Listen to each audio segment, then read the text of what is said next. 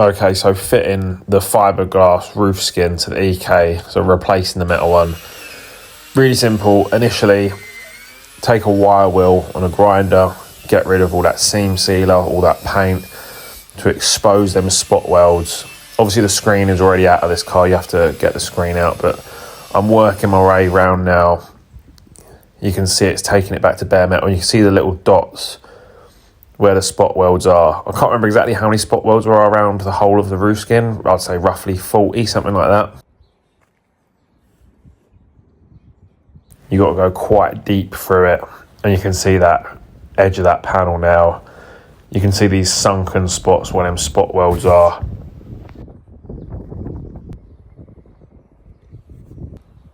Now this skin was from FiberWorx. Obviously it arrives a little bit longer at the side, so you need to chop it down. It was fiberglass with like a smooth black surface to the top. You can get this in carbon fibre instead. It came pretty good. It had two big scratches down the middle of it, which was really annoying. Otherwise it would have been super easy to prep for paint. But you can see these edges here, how it obviously goes beyond the edge of the roof skin, so you can trim it back to the exact fitment for you. Just offering it up over the top here, just having a look at the general shape and length. And I could tell already it was going to be a little bit short. And obviously it's sitting over the front of the roof skin here, which is pulling it. And the undercut at the back was quite severe, so I knew I was going to run into a few problems.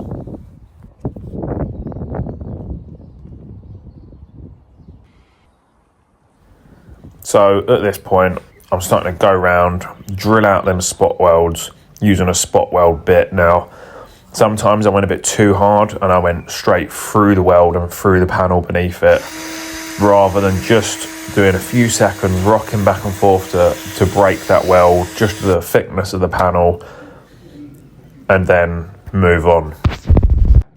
After you break them welds, I was literally just using a knife and a hammer and just popping in between. Sometimes they needed a little bit more drilling to just free it off so it would fracture nicely. It didn't take that much work really, they're quite easy to do. You can see here it's starting to peel it back, cutting that sealant as well that sticks it down. And these ones at the back, they need a little bit more drilling to free them off. Some of them weren't ready to go yet. You can see there the whole panel starting to flex, so got them welds good. A few at the back need redoing.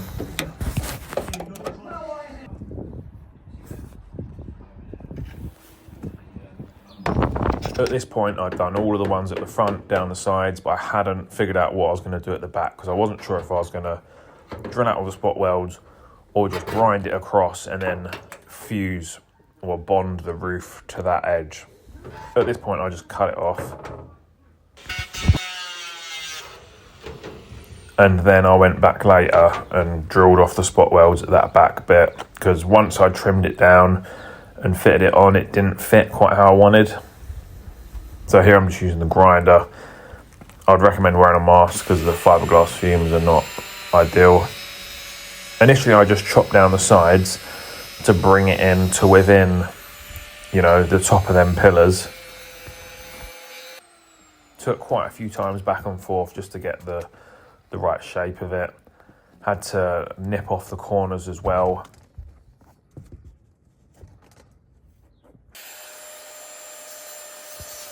So at this point, cleaning up the surface that I'm going to bond to the fiberglass roof. So went over the wire wheel here to clean off any seam sealer, or just, there's bits of surface rust in there with water getting in between the panels.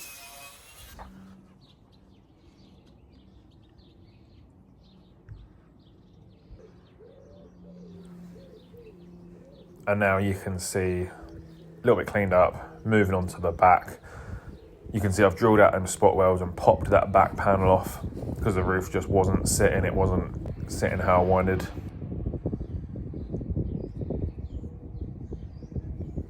And now at this point I'm starting to go around with a grinder and grind off the tops of those welds that I'd drilled earlier and popped off.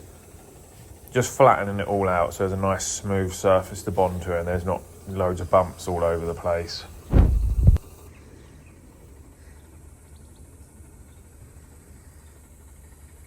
little bit of primer just to seal it up a little bit. Obviously it's going to have like a 3M bond or a sealant or like Gorilla Glue or whatever you're going to use as your bonding agent there as well. Here I'm just flattening off the bottom of the fiberglass panel where it sits onto the roof, because I wanted it to be flat as possible, so when I put the rivets through they'd sit okay and it would create a good seal. You can see here I've had to chop the corner off and then dent the panel in. I've also had to do that at the front to make it sit low enough, because it was sitting way too high.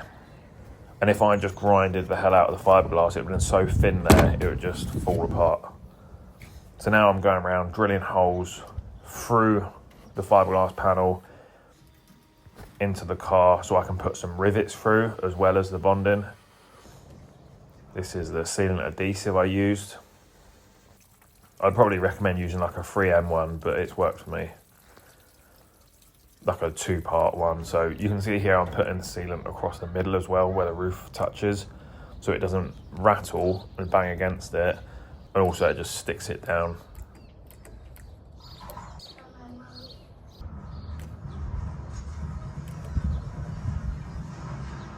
Used a full tube doing this, just went over as much as I could, creating really thick beads down the side so there was no issues of it not sticking down properly, and all along the front I did it as well.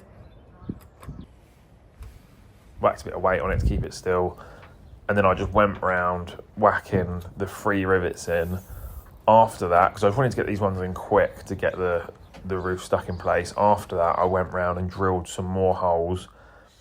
I probably did 5 or 6 rivets on each side of the roof, and then I did load down the front edge of the roof as well, to make sure it was really stuck down well with, like, you know, 2 forms of bonding, the sealant adhesive and the rivets.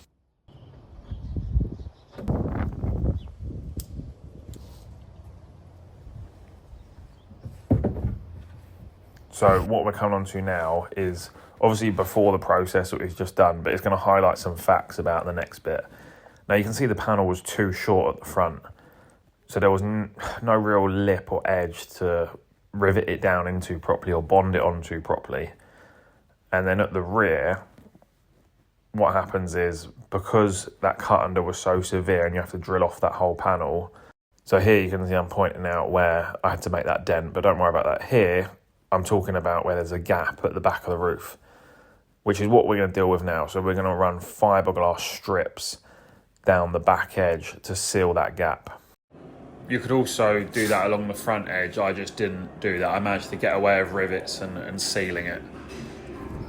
But as you can see here, I'm not the best at using fiberglass, but literally do as the packet tells you to do. You literally lay it on in strips, and then with a paintbrush just apply the 2-part liquid on, and it goes nice and hard. It's just like doing paper mache. It's not particularly difficult. I mean, I probably not made it look as good as I could have if I didn't rush it, but yeah. And then that is it. That is the roof fully bonded on, done. I went round the top edge as well with some seam sealer and what I had left over of the resin, the 2-part resin for the fiberglass panels, just to fully seal it up, and I poured that into the rivets as well to fully seal them up to make sure I got no leaks.